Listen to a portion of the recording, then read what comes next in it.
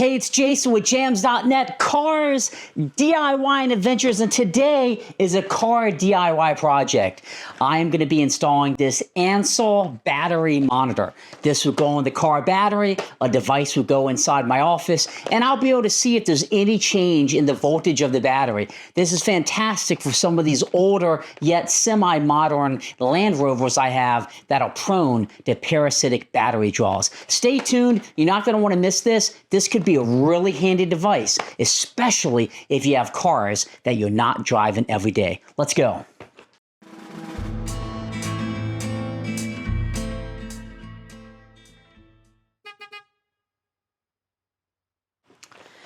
So as mentioned, this is the ANCEL device. You can get this on Amazon for $33.99. This should install super easy. It's going to go on the negative terminal and it's going to go on the positive terminal, and then you boot up the handheld device. So I'm going to go ahead and unpackage this first, show you what it looks like, and then together we'll hook it up on the Land Rover.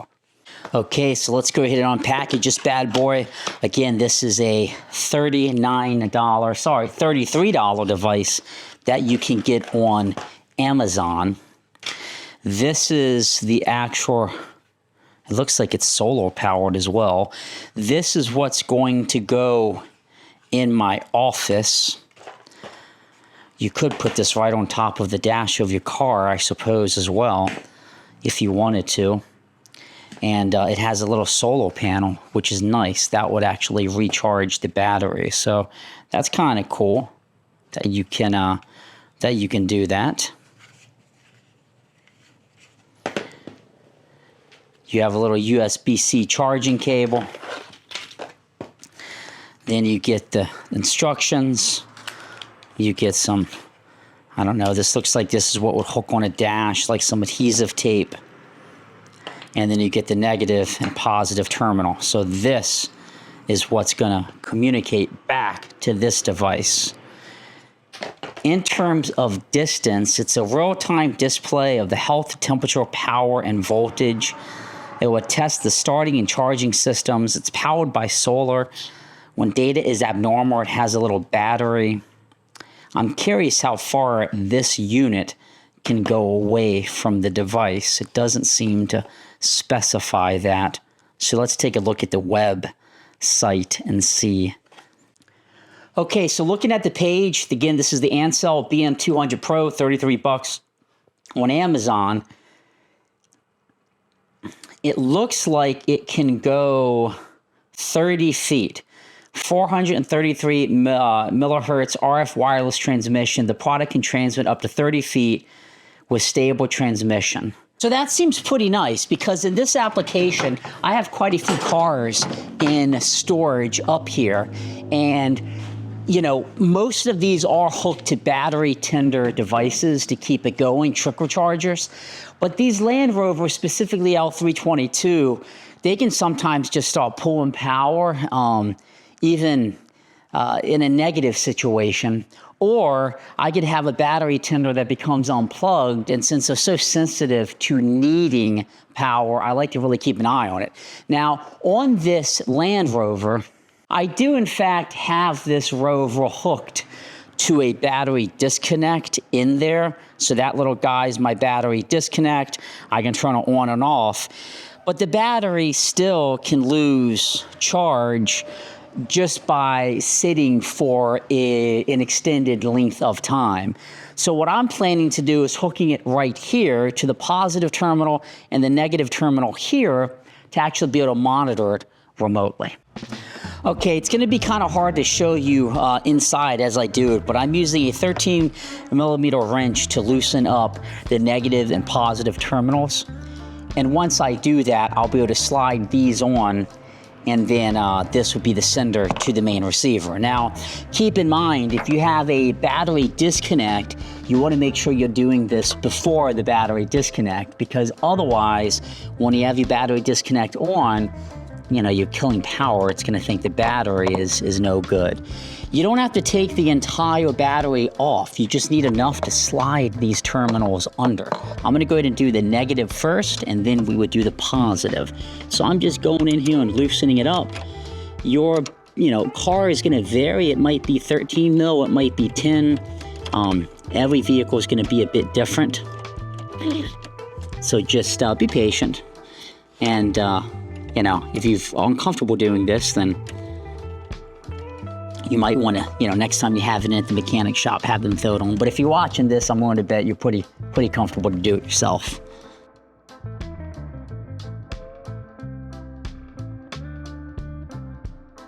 Now on the Land Rover, the positive terminal is actually using a 10 millimeter. So I'm using a socket that with a deep pocket here to get in here and basically go after loosening up the 10 mil on the positive side. Okay, I got this bad boy all hooked up. I'm gonna show you a little bit closer. Let me just finish tightening this positive connector. So this is a pretty darn easy install.